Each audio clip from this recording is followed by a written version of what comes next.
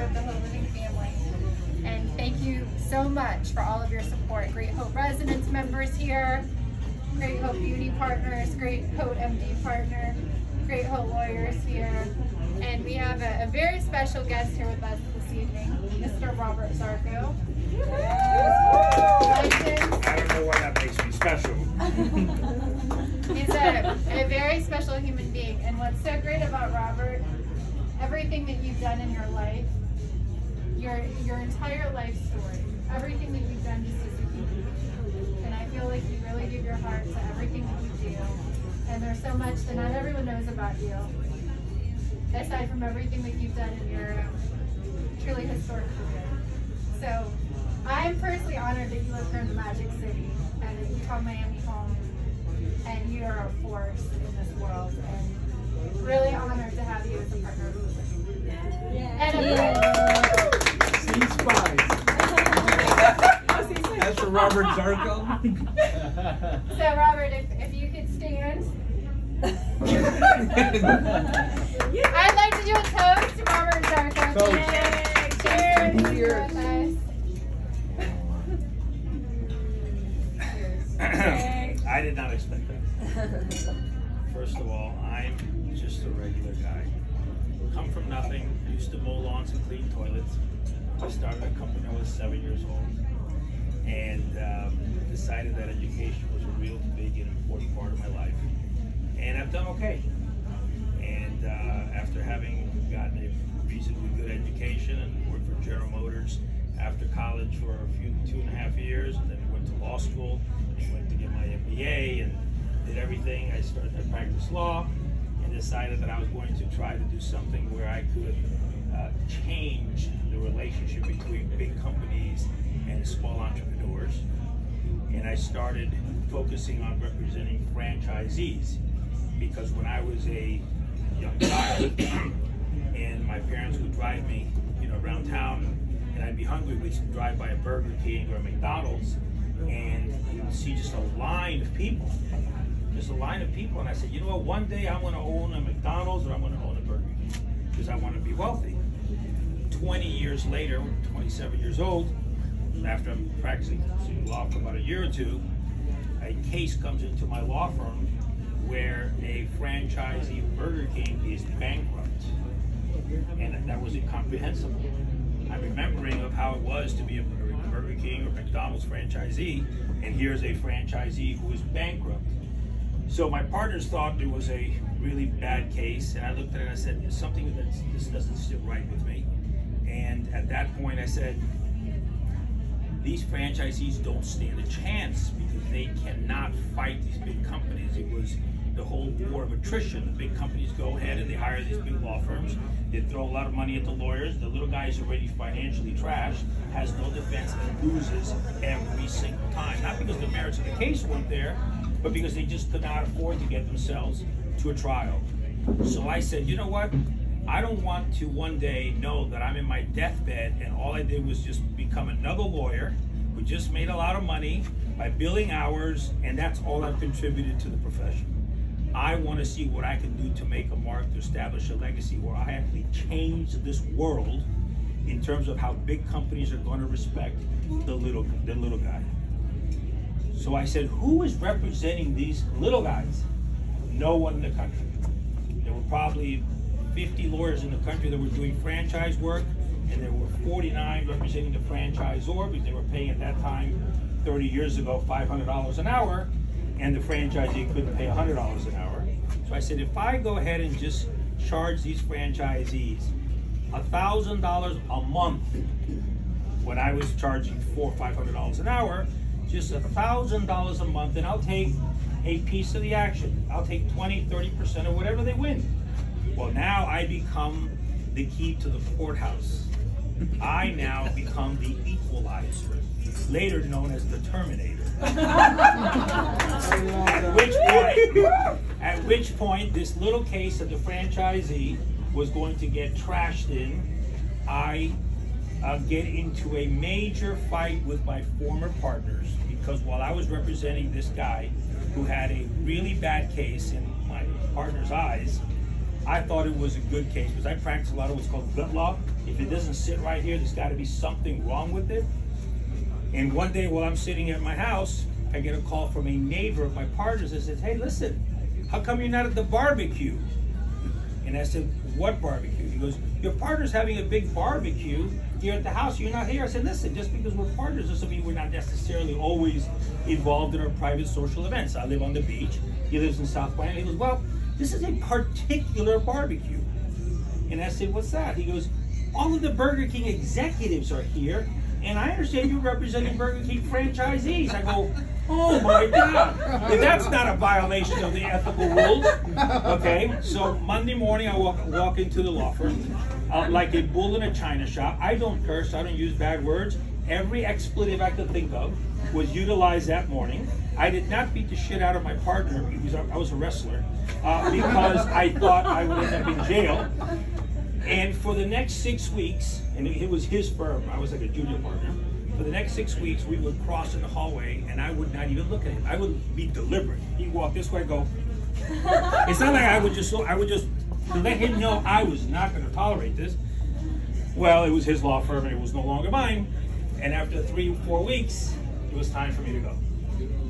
At which point, I'm like, okay, what do I do? And then I was, sought after by some of the larger law firms to head their litigation department. I said, you know what? I am not going to do this. I'm going to go out on my own and do the right thing. I'm sick and tired of all these big executive committee meetings and the law firms telling me who I can represent, not represent, why, when, where. It's all about money, money, money. It's like, enough with the money. How about just doing the right thing and feeling good about helping someone where I can then establish my legacy when one day I die, maybe I can do something different. So when that happens and my partner and I in a very big fight, he says, by the way, you can take this worthless piece of shit case with you, and he literally threw it at me. I didn't jump over the table because I know the consequences of assault and battery. At which point I said, okay, I take the case. And my client didn't want me to take the case because he was disappointed in the manner in which that my law firm had handled it because my partner wouldn't let me work on the case. And he said the case was worth $50,000. That's all it was worth. And the client owed us $30,000. So he said, if you take this case, you don't have to worry about paying us the $30,000. I felt so bad for these people. I take the case and I reconfigure the whole case. I did everything he told me I couldn't do. And 3 months after starting my own law firm, that was here on now, actually in the building I'm in now, I pursue a legal doctrine that had not been applied at all in this world of franchising, which was called the implied covenant of good faith and fair dealing, which is establishing a good faith principle in a contract as a matter of law, and had not been applied in a territorial case where there was an encroachment and cannibalization issue. To make a long story short, within 3 months, I win a landmark decision on this case, the shit case.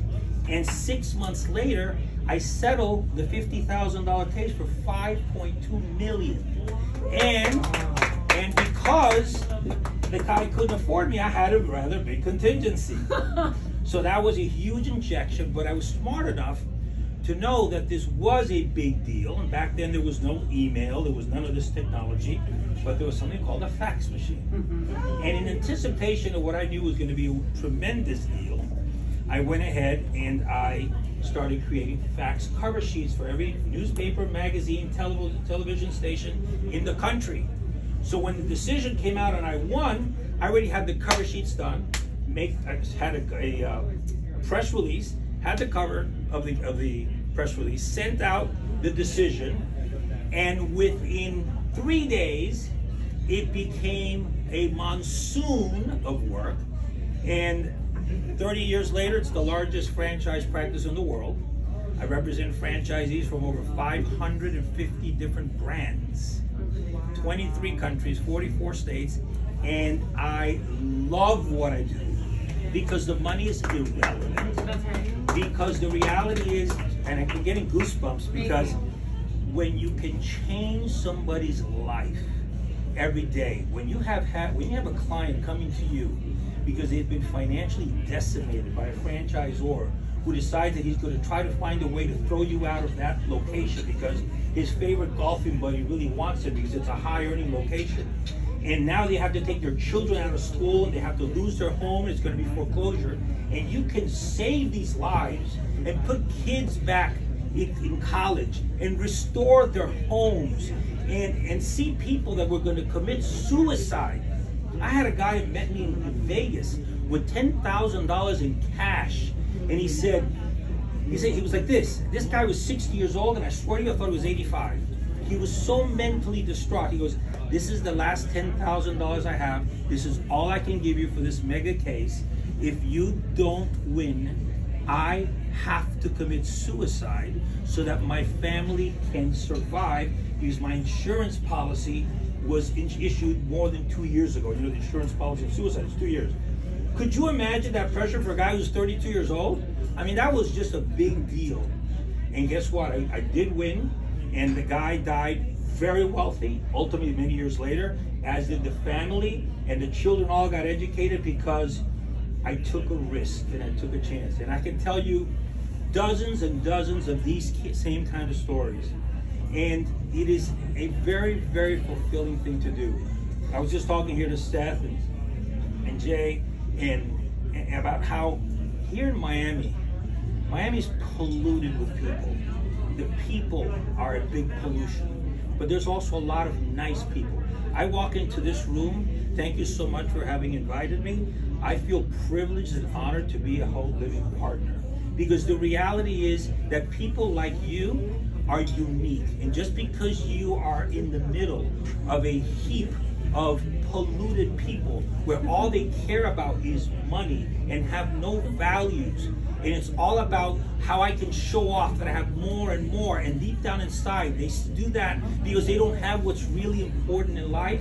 When you think about that, okay, you think about how wonderful it is to be among a group of people like this. I've been a Haute Living partner since 2012, and I've been a member of Haute Living for about 2010. I came in when April came in, or should I say April brought me in, okay? I have a tremendous and wonderful relationship with Kamal and with Seth. I can't thank you enough for what you've done. What you have done in this luxury lifestyle business, that now you're a huge media conglomerate. I take my hat off to you because you do good things. And doing things like this, where you bring quality people together, and you bring quality people that sell nice things. And this group that is successful overall likes the opportunity to enjoy the better things of life. And we like certain conveniences because we like to spoil ourselves, especially when we work so hard. This is something that you bring to the table that a lot of people don't. And April, my heart is yours because the reality is that you have always been there. You've been a wonderful supporter, and everything you touch turns into gold. And you have a tremendous team, and you and Kamal, and I tell him every time, you are lucky as shit to have this woman work with you because she works so hard. She works as hard as if this was her business that she started. Hint, hint, hint. So, I know I've spoken a lot more, but the reality than I should, but I gotta tell you, I'm proud of you, very proud of you. You can only go up. There's room at the top.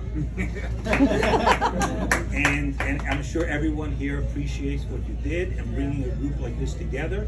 I strongly suggest you do more of these because there's a lot of people that we all hear their names, but we don't know who they are. And a lot of us have much more deeper values than simply because we're the best doctor and the best lawyer and the best architect and the best broker, or we sold this house for 20 and this one for 40. Today it doesn't mean anything. It's not even real money. We're living in a fake world that is not sustainable. Be careful where you invest your money. Be careful with Bitcoin. Be careful with things that you don't know about. And don't trust everybody. Woo! Do you understand? As a lawyer, I can tell you, I see it every day. I can't tell you how many people I have to protect because they get sucked into it and they don't know anything about it. And like we were talking about earlier, somebody comes in, he gets sucked into a $25 million deal because it's going, and the next thing it's all air. So Was I supposed to be giving advice here? No. Anyway, I really appreciate meeting all of you. You are really nice people. I'm sorry I should have gone and sat and eaten you from your table because I've had the opportunity to meet these people, and hopefully we can all meet and get to know each other. And you really should meet these people because they are really nice. Thank you so much. Well, I want to thank first of all, Robert. You're an icon and every entrepreneur. We're very lucky to meet so many success stories, and just being able to learn from you and always hear about all these things, like even today's surf club, the art of the deal. It's just an honor to be able to spend time with you. But this whole room is so many successful cases, from real estate to plastic surgery to law.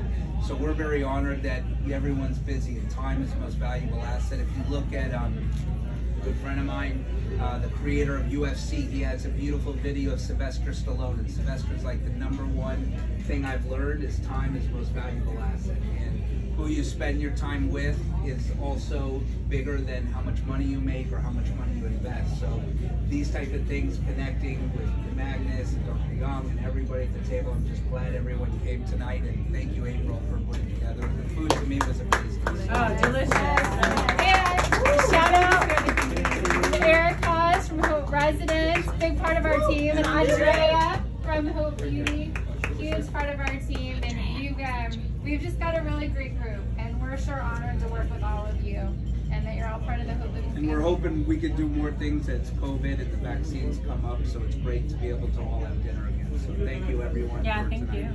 you. Thank you for the beauty. Thank you.